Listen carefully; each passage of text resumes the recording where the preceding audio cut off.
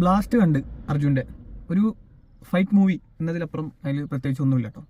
ലോജിക്കില്ല, പിന്നെ ആ കഥ ഏത് രീതിക്കൊക്കെ കൊണ്ടുപോകുന്നത് എങ്ങനെയൊക്കെയാണ് എന്നുള്ളതില്ല. വെറും അടിയും ഇടിയും പോക്കെയൊക്കെ ആയിട്ട് ഒരു തമിഴ് മൂവി നമ്മൾ ഫൈറ്റും ആക്ഷനും അതിൻ്റെ ഡയറക്ഷനൊക്കെ കാണാൻ ഇഷ്ടമുള്ളവർക്ക് കാണാം. മലയാളികൾക്ക് അത്ര അധികം കത്തുമോ എന്നുള്ളത് എനിക്കറിയില്ല. പിന്നെ ലിയോ കഴിഞ്ഞതിന് ശേഷം അർജുൻ്റെ അത്ര നല്ലൊരു ക്യാരക്ടറും കുറേ കാലത്തിന് ശേഷം കണ്ടൊരു ഫിലിമുമാണ്. നന്നായിട്ട് പെർഫോം ചെയ്തിട്ടുണ്ട്. ഫൈറ്റ് സീക്വൻസ് ഒക്കെ അടിപൊളിയാണ്.